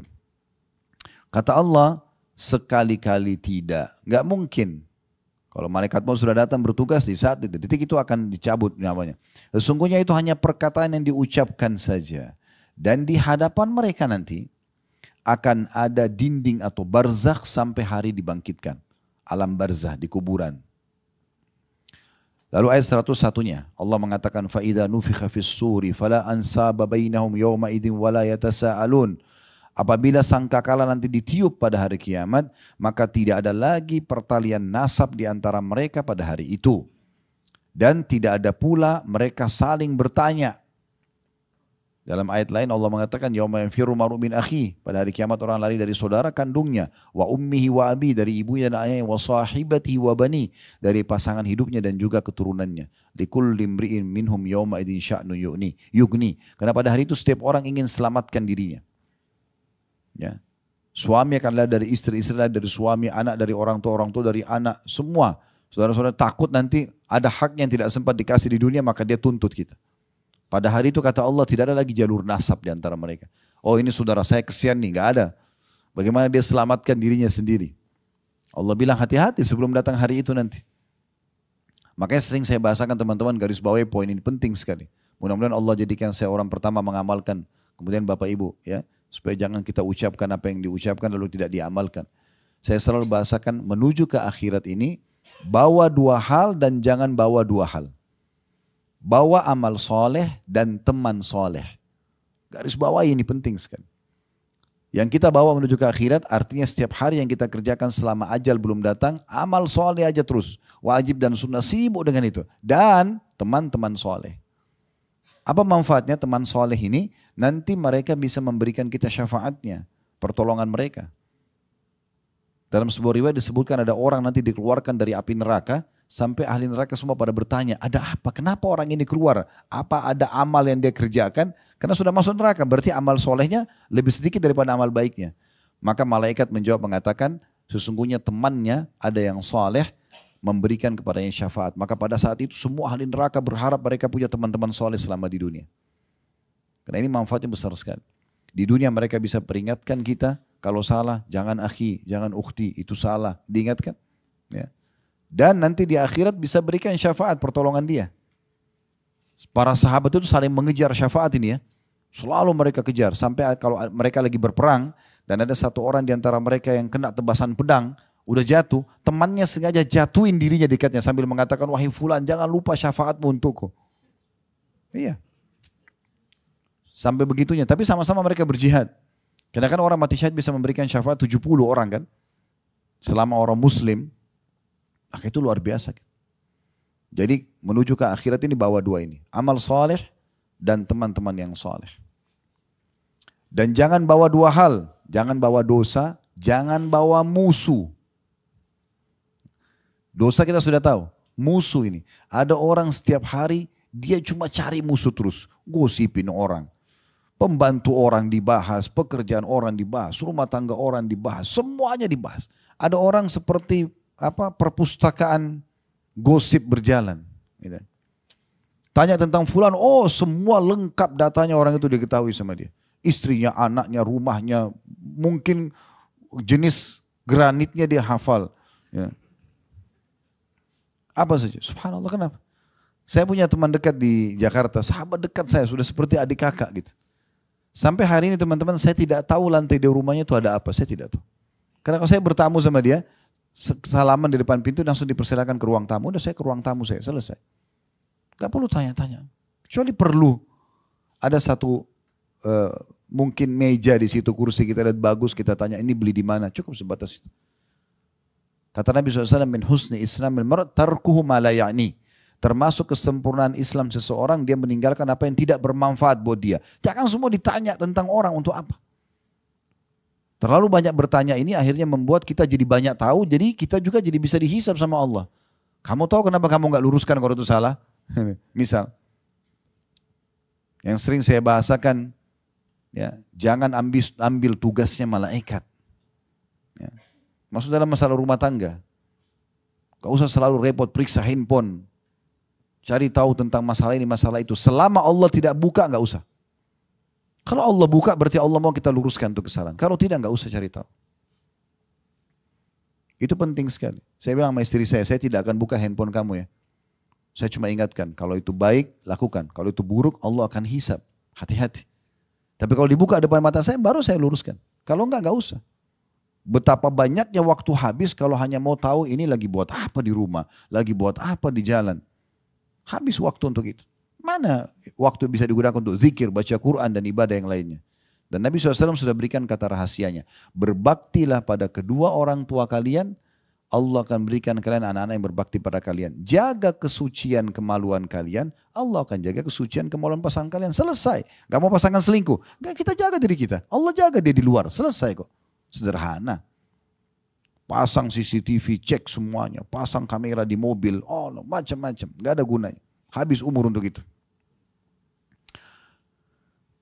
Kemudian tadi saya bilang jangan bawa dosa dan jangan bawa musuh ya. Nah, ini bahaya sekali musuh ini. Kata Nabi SAW dalam sebuah hadis sahih, siapapun yang punya permasalahan dengan saudaranya di dunia ini maka selesaikan sebelum datang hari, tidak ada lagi manfaatnya dirham dan dinar. Segera minta keridhoannya, segera minta maaf, selesai. Kalau perlu teman-teman jangan tutup mata di malam hari kecuali sudah minta maaf dengan pasangan, minta maaf sama orang tua, minta maaf sama orang-orang. Mungkin kita buat salah, kita nggak tahu. Mungkin kita meninggal malam itu. Itu poin penting. Kemudian dalam ayat 102-nya kita lanjutkan, kata Allah SWT, "Faman thaqulat mawazinuhu faulaika humul muflihun." Barang siapa yang berat timbangan kebaikannya nanti karena selama di dunia sibuk dari amal soleh ke amal soleh yang lain, dari wajib ke sunnah, sunnah ke wajib, gitu kan? Maka mereka itu adalah orang-orang yang dapat keberuntungan. Beruntung dia itu, selamat nanti. Dan ingat, amal soleh itu punya kenikmatan. Ini kita haji ini nikmat ini. Sholat itu punya kenikmatan, puasa punya kenikmatan, sedekah punya kenikmatan, zikir, doa semua punya kenikmatan. Kalau masih ada orang di sini yang hadir, mudah-mudahan tidak ada, tidak merasakan kenikmatan ibadah itu berarti masih ada dosa yang mengganjal dia. Makin bersih dosa kita, maka makin nikmat ibadah itu. Kemarin saya sempat sebutkan salah satu kiat khusyuk, yang keempatnya adalah jauh dari dosa. Dosa sama ibadah itu dua-dua punya kenikmatan. Ibarat seperti timbangan. Kalau dua telapak tangan saya ibarat timbangan. Ini amal soleh, ini dosa. Dua-duanya punya kenikmatan nih. Kalau enggak akan ada pelakunya, gitu kan? Tetapi kalau dua-duanya masih seperti ini timbangannya, Bapak Ibu sholat iya, puasa iya, cari rezeki halal iya, tapi masih ada dosanya. Gosip, fitnah, manipulasi data atau apa misal, masih berimbang nih, maka khusyuk hilang dalam sholat. Ibadah akan kurang kenikmatannya. Karena dia masih begini, masih berimbang. Kapan nikmat ibadah itu? Kapan kita bisa tetesin air mata? Kapan kita bisa merasa nggak mau berhenti berdoa? Kalau ini lebih naik levelnya. Ini ditutup ini. Taubat, tutup pintunya. Kita kerjakan ibadah rutin aja, sholat 5 waktu, sholat qabliyah gitu ya. Nanti naik dia level itu, karena ini kita tutup. Kalau dia masih berimbang nggak bisa, ini harus naik ini. Kalau ini naik nanti lebih khusyuk, sampai nanti pada tingkat kita peka sekali. Peka sekali. Ya. Hasan Basri rahimahullah pernah ngantar jenazah sambil begitu lihat, beliau tadinya diam, langsung zikir. Ditanya oleh orang sebelahnya, wah imam itu kayak kita kiai, ustaz, kenapa anda berzikir? Dia mau tahu hukumnya. Langsung dia mengatakan, berzikirlah wahai anak muda karena yang sedang kita antar sudah nggak bisa berzikir. Itu kena kepekaan. Ya. Nah kepekaan ini dalam ibadah ini akan muncul kalau dia naik itu levelnya. Dan caranya memang ini harus ditutup ini, jangan dibuka. Bahasa saya sering teman-teman sekalian, kalau anda mau hijrah, antum mau hijrah, jangan setengah-setengah. Jadi orang soleh itu dan soleh 100% aja sekalian. Kenapa sih setengah-setengah? Kenapa dicicil? Hah? Udah sekalian. Dan tidak usah pakai tapi, ya, tapi Ustaz. Gitu, ya. Saya sih mau tobat tapi, saya sebenarnya mau haji Ustaz tapi terus ini. Kenapa tapi? Saya sebenarnya mau bantu pesan itu tapi, ya udah malaikat tulis ada tapinya. Dan kalau sebaliknya, ini parah sekali nih. Kalau ibadahnya turun, kuantitas, kualitasnya, dosanya makin meningkat. Makin hilang kenikmatan ini. Makin lalai dia. Kan begitu. Dan dua kenikmatan ini tidak bisa ketemu. Contoh, sekarang kita komitmen setiap azan sholat. Komitmen nih, udah saya setiap azan langsung sholat nih. Gitu kan. Mulai kita jaga dan kita nikmati karena kita tahu keutamaan sholat di awal waktu lah, di saf awal mungkin laki-laki mungkin kita sholat masjid haram, kita kejar tuh. Ini kenikmatannya sudah muncul nih. Kalau muncul kenikmatannya, lawannya dia tinggalkan sholat. Hilang kan? Pasti kita akan bilang, Kalau orang tidak sholat, sayang benar orang itu tidak sholat ya. Karena kenikmatan sholat kita sudah ada. Dan kita meninggalkan dosanya, yaitu meninggalkan sholat. Berarti ada kenikmatannya. Kenikmatan ini yang membuat kita merasa, kenapa orang itu buat sayang benar dia nggak sholat. Nah gitu. Sama terbalik. Kalau orang nikmati dosanya, tinggalkan sholat. Dia nggak peduli. Sholat nggak penting. Maka dia nikmati itu, kenikmatan sholatnya hilang. Dia akan bertanya sebaliknya, itu orang sholat gak capek tuh, sholat terus. Kan gitu. Contoh yang lain, perempuan tutup aurat pakai jilbab. Dia tutup auratnya, memang dia tahu Allah haramkan terlihat, dia jaga betul. Dia nikmati itu. Lawannya adalah buka aurat kan. Kalau orang nikmati tutup aurat itu, misalnya akhwat kita, maka dia akan mengatakan pada yang mesti buka auratnya, kenapa ya dia buka aurat itu, sayang bener. Tak takut tuh, gini-gini sekarang. Itu muncul karena dia nikmati jilbabnya tadi, tutup auratnya itu. Sebaliknya orang yang buat maksiatnya, buka auratnya ini, kalau dia nikmatin, dia akan balik. Itu orang gak panas tuh pakai jilbab, pakai cadar segala macam. Nah gitu. Jadi gak bisa ketemu seperti minyak sama air nih. Kalau ada orang coba gabungkan keduanya, dia ibadah tapi dia masih buat maksiat, seperti tadi, tidak ada hasilnya, gak berefek. Kalau ada orang misalnya, dia jaga ibadah, dia jaga juga dosanya. Maka dia tidak nikmat ibadah, tidak nikmat buat dosa. Ya. Kalau ada orang misalnya dia sholat 5 waktu, tapi masih mabuk misalnya. Contoh, dia mabuk jam 2 malam tapi nanti jam 5 dia mau subuh. Enak gak mabuknya? Gak enak. Hah? Dia berpikir terus selama 3 jam itu, sambil mabuk sambil berpikir. Jadi tidak datangkan ketenangan jiwa buat dia. Karena dia masih beban dengan sholat kan. Dia mau satuin gak bisa ini. Gak mungkin gitu. Jadi susah. Dia udah lurus di istiqomah di agama. Tapi masih berinteraksi sama lawan jenis misalnya. Dia tidak enak, setengah-setengah. Coba kalau orang mabuk tapi gak sholat. Udah dia teler di pinggir jalan. Dia tidak peduli. Ya dia nikmati itu. Tapi ujungnya neraka ini. Jadi seperti itu. Jadi gak bisa ketemu teman-teman. Makanya sekaligus kalau mau jadi orang baik, mau penuhi timbangan amal kita dengan kebaikan, maksimal aja. Jadi orang soleh itu dan soleha sekaligus 100%. Jangan setengah-setengah, gak usah nyicil-nyicil. Gak usah tadi ada kata-kata tapi. 103-nya Allah mengatakan, وَمَنْ خَفَّتْ مَوَازِينُهُ, dan siapa yang ringan nanti timbangan amal solehnya hari kiamat, karena di dunia tidak maksimalkan, فَأُولَٰئِكَ الَّذِينَ خَسِرُوا أَنفُسَهُمْ فِي جَهَنَّمَ خَالِدُونَ. Mereka itulah orang-orang yang merugikan diri mereka sendiri.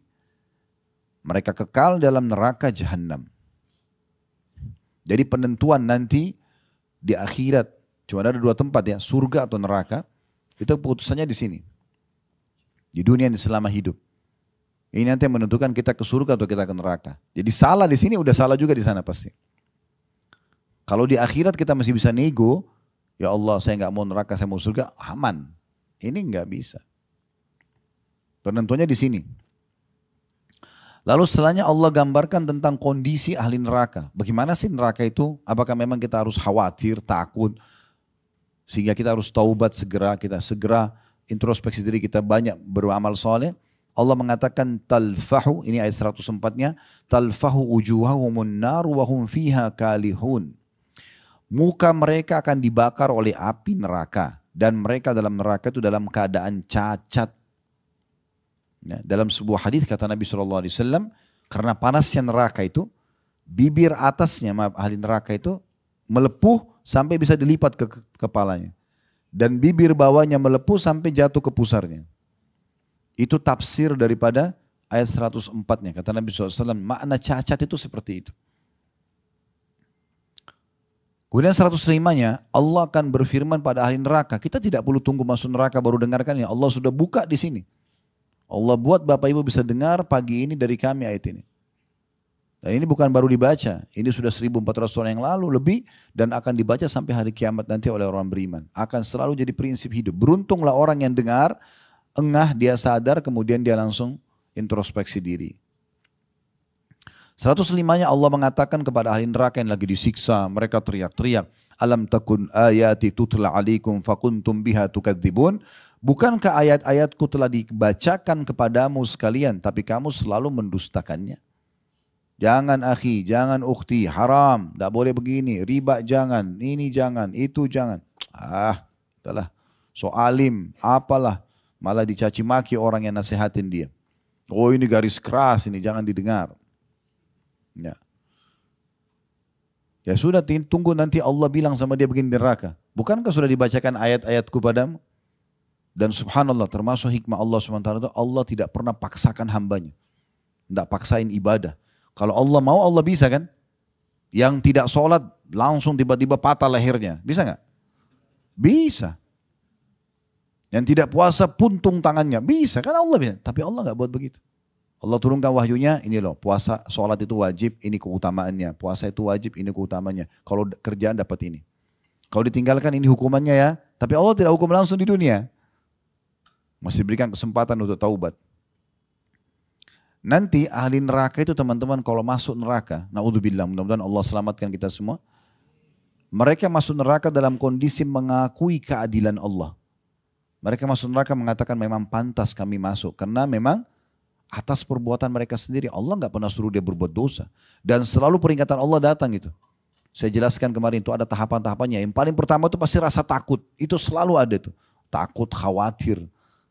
Itu sudah, kalau orang introspeksi diri langsung dia kembali kepada Allah, aman dia. Kalau dia kerjakan nanti ada peringatan yang kedua lebih tinggi, nanti ketiga, nanti seterusnya. Ya, akan lebih berat lagi hukumannya. Dan saya sudah bilang kemarin, maling saja yang sudah digebukin sama masa, itu tetap bentuk kasih sayang Allah. Karena dia sudah diberikan peringatan berapa kali sebelum dia memang tidak mau kapok. Kapoknya harus digebukin. Nah, baru berhenti. Ada orang sampai mati sekalian udah. Karena Allah sayang sama dia. Kalau dibiarkan ini maling terus ini. Gak akan berhenti. Kemudian ayat 106-nya. Apa ahli neraka jawab pada saat itu? Tapi gak ada gunanya ini jawaban ini. Cuma mereka ungkapin, Allah buka kepada kita selama kita masih di dunia. Perhatikan ayat 106-nya. Mereka mengatakan, waktu Allah bilang, bukankah sudah datang sampai kepada kalian ayat-ayatku? Dibacakan, namun kalian mendustakan, cuek, gak mau peduli. Kata Allah, qalu, Rabbana ghalabat alina shiqwatuna wa kunna qauman dhalin. Mereka berkata, ya Tuhan kami telah dikuasai oleh kejahatan kami. Dan kami adalah orang-orang yang sesat. Maksudnya pada saat itu mereka baru nyesal. Mereka baru bilang, dulu ya betul salah nih, kami dikuasai hawa nafsu sampai kami melakukan kesalahan itu. Ya. Lalu mereka memohon kepada Allah. Di 107-nya, Rabbana akhrijna minha fa in udna fa inna zalimun. Ini penyesalan mereka nih. Ya Tuhan kami, keluarkanlah kami dari neraka ini. Di saat itu ya. Tapi tidak ada manfaatnya. Keluarkanlah kami dari neraka ini dan kembalikan kami ke dunia. Jika kami kembali juga pada kekafiran, pada dosa, kemaksiatan, sesungguhnya kami termasuk orang-orang zalim. Sebenarnya ini bagus penyesalan, tapi nggak ada gunanya kalau sudah di neraka. Harusnya di dunia mereka bilang ini gitu. Segera ngaku salah, tinggalkan. Gitu. 108-nya. Allah berfirman kepada mereka, ini firman Allah yang paling tegas. Allah itu Ar-Rahmanur Rahim, Maha Pengasih, Maha Penyayang. Tapi bagi ahli neraka, Allah akan tegas sama mereka. Allah bilang, qala khsa'u fiha wa la tukallimun. Allah berfirman, tinggallah dengan hina di dalam neraka itu. Dan jangan pernah kamu berbicara dengan aku. Subhanallah, saya pernah dapat sebuah hadis. Kata Nabi SAW, ahli neraka itu kan mereka tidak pernah berhenti ya. Tidak ada istilah istirahat. Kalau di penjara ada saatnya orang istirahat, dikasih makan, kalau luka diobatin, walaupun sudah dihukum. Di neraka nggak ada begitu. Per detiknya siksaan terus, siksaan non-stop dan tidak ada kematian. Kalau orang maling digebukin mati, orang sudah tinggalkan, nggak digebukin lagi. Karena orang tahu orang mati nggak sakit lagi. Tapi di neraka nggak. Jadi dia hidup terus dalam kondisi, dalam kata Nabi SAW dalam sebuah hadis, ahli neraka itu ada yang sampai hangus semua badannya, tinggal kepalanya saja. Tapi hidup. Lalu Allah utuhkan lagi. Nah dalam proses pengutuhan itu, penyiksaan sakit, pengutuhan kembali tubuh mereka sakit. Begitu terus. Mereka menjerit-jerit tidak didengar. Kata Nabi SAW tentang masalah firman Allah ini dalam ayat 108-nya. Allah mengatakan, kekallah kalian, hiduplah dia, masuk tinggal di dalam keadaan hina. Dan jangan pernah bicara dengan aku. Kata Nabi SAW ahli neraka. Dalam tafsir 108 surah Al-Mu'minun ini. Ahli neraka karena mereka sudah merasa sakit sekali, mereka sudah tidak tahu harus buat, mereka panggil para penjaga neraka, para malaikat. Dan para penjaga neraka tidak menjawab mereka ratusan tahun. Biarin disiksa. Mereka putus asa, akhirnya mereka panggil Tuhan mereka. Yang tadi tuh, ya 106 dan 107. Yang mereka bilang, ya Allah, kejahatan kami telah menguasai kami dan kami termasuk orang sesat. Artinya kami nyesal dulu kami buat itu semua. Mencuri, menipu, zina, riba, apalah. Maka keluarkan kami kalau kami engkau kembalikan dunia, kami berbuat lagi berarti kami zalim benar nih. Gitu kan? Nah mereka menyesal itu semua. Lalu mereka panggil Tuhan mereka mengatakan, ya Allah, Allah ini maha pengasih, maha penyayang. Tapi kata Nabi SAW, Allah tidak menjawab mereka seumur dunia. Seumur dunia itu berapa miliar tahun itu. Ya. Jadi kalau antum pernah dengar, oh ada masa dinosaurus dulu, Allahu a'lam, mungkin bisa saja. Bisa saja. Bukan mustahil, karena manusia ini, kita ini makhluk terakhir yang Allah ciptakan.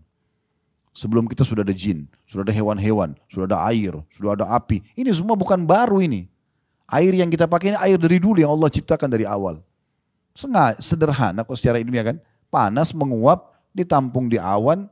Kalau ini kita kayak filter turun lagi jadi hujan dipakai lagi. Sama, apinya sama. Tumbuh-tumbuhannya itu aja. Ya. Sama. Pepaya kita makan, buahnya, bijinya kita lempar. Jadi pohon lagi. Dia lagi. Sama.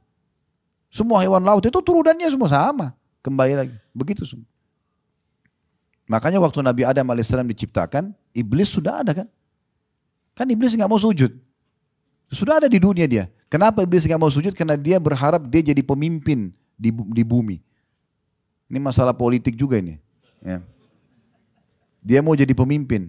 Begitu Allah bilang, saya akan ciptakan di muka bumi khalifah, pemimpin, manusia itu, Adam. Di situ dia cemburu. Oh berarti sudah putus asa, dia nggak bisa lagi jadi pemimpin di bumi. Maka waktu disuruh sujud dia nggak mau sujud. Berarti intinya iblis ada kan sebelumnya. Sudah ada iblis, sudah ada jin, sudah ada hewan-hewan, sudah ada semua tumbuh, sudah ada, bukan baru ini semua. Sudah ada. Jadi perlu kita garis bawah itu. Maka Allah Subhanahu wa taala tidak mengajak bicara mereka selama umur dunia. Allahu alam berapa miliar tahun itu. Disiksa terus. Setelah seumur dunia baru Allah berfirman seperti ayat 108 ini. Setelah seumur dunia miliaran tahun, ya Allah masih mengatakan kepada mereka, qala khsa'u fiha wa la tukallimun. Tinggallah di dalam keadaan hina dan jangan pernah berbicara dengan aku. Setelah miliaran tahun disiksa, Allah masih tidak maafkan. Padahal Allah itu Ar-Rahman Ar-Rahim. Coba bayangkan. Di akhirat sudah tidak ada ceritanya itu. Maka kata Nabi SAW dalam hadis itu, yang saya bacakan, maka karena mereka sudah putus asa, keluarlah dari tempat air mata mereka darah. Dan ketahuilah, kalau air mata yang keluar selama mereka disiksa itu, dijalankan atau dialirkan di atasnya kapal, maka bisa mengalir. Karena penuhnya dengan air mata. Jangan dibayangkan ini neraka seperti penjara kita ya. Penuh darah, nananya ahli neraka di situ numpuk-numpuk. Bahkan kata Nabi SAW, makanan minuman mereka adalah tinatul khabal. Para sahabat bertanya, ya Rasulullah, apa itu tinatul khabal? Kata Nabi SAW, nana dan darahnya ahli neraka. Di surga teman-teman, kita nanti makan insya Allah, bukan karena lapar. Kita minum bukan karena haus. Maka semua penuh kenikmatan. Ya. Antum bayangin kalau antum lagi tidak, beda ya kalau lagi lapar, ini kebetulan mau sarapan jadi masa. Jangan dibayangin dulu. Tapi kalau orang lagi lapar, dia sudah nggak dimati makanan. Target dia hilangin lapar kan? Coba kalau antum lagi tidak lapar, mau makan apa Pak? Makan apa Bu? Kita masih bisa memilih. Oh mau makan ini. Kita nikmatin tuh. Kalau kita lagi haus, minum apa? Air dingin. Targetnya bukan nikmatin, habisin supaya hilang hausnya. Di surga nggak ada lapar, nggak ada haus. Jadi kita makan, kena nikmatin, kita minum, kena nikmatin. Dan ini sederhana, di dunia patuh kayak gini aja nih. Duduk pengajian, sholat, haji, sedekah, gitu aja, zikir, mati masuk surga. Kenapa nggak mau ini? Kan gitu sederhana. Saya waktu tahun lalu haji, saya bilang sama jemaah haji juga, saya ingatkan juga Bapak Ibu sekalian, apa sulitnya jadi orang beriman? Pergi haji, enak makan, tidur, nanti juga di kemah enak, semuanya enak ada mah. Ibadahnya nanti kalau kita bagi jumrah teman-teman, ambil batu lempar, tak satu dosa besar gugur. Yang kedua 2 dosa besar. Pulang lagi ke kemah, ngobrol, makan, minum, dengar pengajian. Mati masuk surga, enak bener. Ya. Kenapa nggak mau jadi orang baik ini? Kan aneh betul ya. Makanya kata Nabi SAW, seseorang dari kalian lebih dekat dengan surganya daripada tali sendalnya sendiri. Pernah ada satu sahabat, saya tambahkan kisahnya, dia masuk Islam pas di perang Khaybar. Benteng Khaybar sekitar 180 kilo sekian dari kota Madinah. Kami ada program umroh Sirah Nabawi. Beliau pernah ikut, masalah. Beberapa teman-teman pernah ikut dulu. Kita datangi lokasi peperangan itu langsung. Di Badar kita datang lokasi perang Badar, di Khaybar juga begitu. Datangin benteng-bentengnya Yahudi di sana. Intinya di perang Khaybar ini Nabi SAW mengepung benteng yang pertama sekitar 43 harian. Baru ditaklukkan. Nah pada saat itu rupanya ada satu orang Arab Badui, dia memantau peperangan dari jarak jauh. Dan dia tertarik lihat umat Islam. Mereka walaupun berperang punya adab dan tata kerama. Kalau malam hari mereka baca Quran, mereka saling membantu sama-sama yang lain. Mereka baik sekali gitu dan dia tidak pernah lihat ini. Maka dia datang kepada beberapa sahabat sambil mengatakan, kalian ini siapa? Agama apa? Sahabat jelasin, kami dari Madinah, kami ini beragama Islam. Dijelaskan tentang Islam. Tertarik dia. Saya mau masuk Islam. Kata para sahabat, itu di depan ada Rasulullah, itu ada tulisan. Langsung aja masuk Islam di tangan. Datang dia ke Nabi. Nabi SAW pada saat itu pas menembus benteng pertama Yahudi. Kalau tidak salah nama bentengnya Naim. Benteng Naim ya.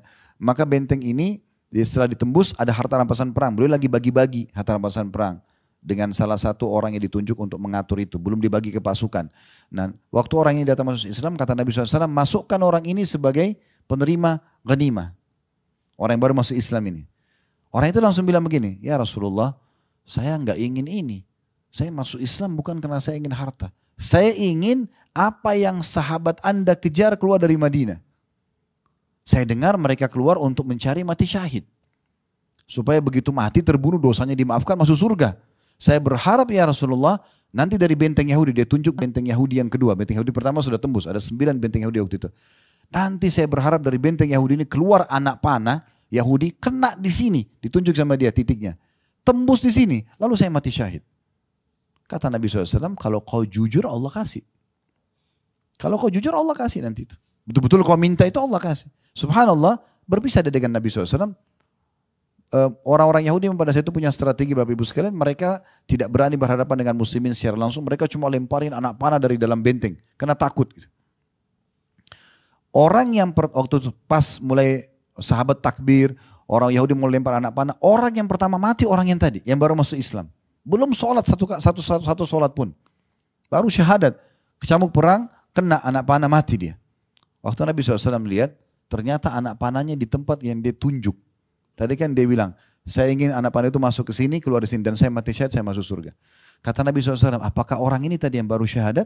Kata mereka, iya Rasulullah. Kata Nabi SAW, maha suci Allah yang telah membenarkan janjinya.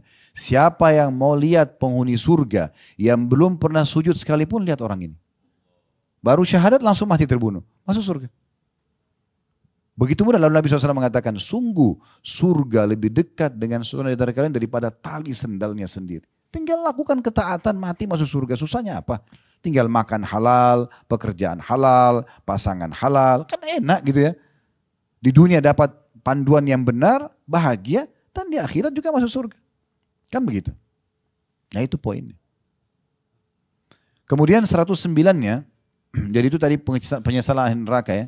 109-nya, innahu kana fariqum min ibadi yaquluna rabbana amanna faghfir lana warhamna wa anta khairur rahimin. Sesungguhnya ada segolongan dari hamba-hambaku di dunia dulu, maksudnya hai orang-orang kafir, hai ahli maksiat yang di neraka. Kalian dulu ingat gak di dunia ada hamba-hambaku dulu yang suka berdoa. Kalian lihat itu. Mungkin dekat tetangganya ada orang suka ke masjid, suka berdoa, suka nasihatin. Lihat orang-orang soleh ada. Ya. Mereka mengatakan, ya Tuhan kami telah beriman maka ampunilah kami dan berilah kami rahmat dan engkau adalah pemberi rahmat yang paling baik. 110-nya, lalu Allah mengatakan kepada orang-orang kafir neraka itu, fattakhadtumuhum sikhriyan hatta ansaukum zikri wa kuntum minhum tadhakun. Lalu kamu menjadikan mereka buah ejekan. Alim, wah begini, begitu, garis keras, apalah, segala macam. Sehingga kesibukan kamu mengejek mereka, menjadikan kamu lupa mengingat aku. Dan adalah kamu selalu menertawakan mereka. Apa balasannya? 111-nya. Inni jazaituhumul yawma bima sabaru annahum humul faizun. Maka sungguhnya aku memberi balasan kepada mereka pada hari ini. Orang-orang yang patuh, yang beriman, yang mengerjakan amal soleh. Karena kesabaran mereka, sesungguhnya mereka itulah orang-orang yang menang. 112-nya. Allah ajak bicara lagi ahli neraka tadi. Qala kam labithtum fil ardi adada sinin. Allah bertanya, berapa tahun lamakah kamu tinggal di bumi? 113-nya. Qalu labithna yawman aw ba'da yawmin fas'alil 'adin. Mereka menjawab, kami tinggal di bumi hanya sehari atau setengah hari saja. Maka tanyakan kepada orang-orang yang menghitung. Maksudnya, kita biar hidup 50 tahun, 60 tahun, 70 tahun, 100 tahun, 200 tahun. Di akhirat nanti kita bayangkan, seperti sehari, seperti setengah hari. Ini sudah bisa kita bayangkan di dunia ya teman-teman sekalian. Sekarang mungkin kita sudah tidak asing pernah ketemu, anggaplah di sini yang paling sepuh Masya Allah 60 tahun berapa umurnya kemarin. Misal ketemu sama teman SD-nya atau SMP-nya. Lalu kemudian mereka mengenanglah masa dulu di sekolah. Seperti baru kemarin itu. Seperti baru kemarin. Ya. Itu di dunia. Begitu di akhirat nanti orang akan lihat, nanti kita teman-teman lihat histori hidup kita ini. Dari lahir dari rahim ibu, tangisan pertama, kedipan mata pertama, yang ke-100, yang ke-1000, semua fenomena kehidupan kita, sampai akhirnya kita meninggal. Cuman ini ya? Gitu loh. Sebentar sekali. Mereka ungkapin itu. Kami hidup di dunia hanya sehari atau setengah hari saja. 114-nya kata Allah, Qala in labithtum illa qalila, law annakum kuntum ta'lamun. Allah berfirman, kamu tinggal di bumi melainkan sebentar saja. Memang betul yang kalian bilang, cuma sebentar itu. Kalau sesungguhnya kalian mengetahui, nanti pada saat itu kalian sadari. Sayangnya nggak disadari. Alhamdulillah kita hari ini dengar nih, ya. Lalu penutupannya 115, Allah Subhanahu wa taala mengatakan, maksudnya penutupan bahasan kita dalam ayat ini ya. Afa hasibtum annama khalaqnakum abathan wa annakum ilaina la turja'un. Maka apakah kamu mengira bahwa sesungguhnya kami menciptakan kamu secara main-main saja? Apa kalian kira saya ciptakan, kata Allah, di muka bumi ini lahir dari rahim ibu, lalu diurus sama orang tua dari kecil, sampai kita sekolah, bajunya, makannya semua diurus. Kemudian mulai diberikan ilmu, mulai bisa bekerja, punya pendapatan, punya nama baik, punya dan segala macam. Ya. Kemudian kalian kira itu cuma sia-sia begitu saja, tidak ada tujuan, tidak ada perintah, tidak ada larangan. Dan bahwasanya kamu tidak akan dikembalikan kepada kami. Gak mungkin gitu ya. Nah seperti itu bahan muhasabahnya, introspeksinya. Kita lihat sekarang surah Al-Munafikun. Kita tutup dengan ini ya.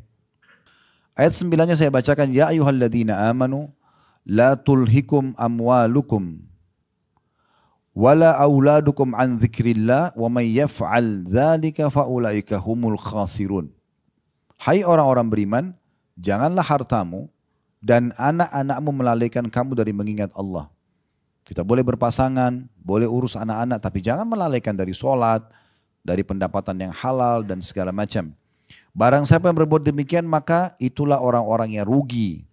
Ya. Oleh karena itu pasangan harus bersama-sama dengan kita menuju ke akhirat. Masya Allah, ini teman-teman yang berangkat dengan pasangan pergi haji ini, taufik dari Allah Subhanahu Wa Taala. Ya. Sama-sama beribadah. Tinggal bagaimana tadi menjaga keikhlasan, bersyukur pada Allah ya. Ayat 10 ini yang menjadi inti bahasan introspeksi kita. Wa anfiqu mimma razaqnakum min qabli an ya'tiya ahadakumul mautu fayaqula rabbi laula akhartani ila ajalin qarib. Laula akhartani ila ajalin qaribin fa as-saddaka wa akum minas salihin. Dan segera belanjakan sebagian dari apa yang kami berikan kepadamu sebelum datang kematian kepada salah seorang di antara kamu. Lalu ia berkata, segera lakukan amal soleh, segera sedekah, segera sholat sebelum datang kematian. Baru dia mengatakan, ya Robku, mengapa engkau tidak menangguhkan kematianku sampai waktu yang dekat? Beberapa detik saja, supaya untuk meeting sama teman-teman, untuk makan makanan favorit, enggak. Supaya ya di sini dikatakan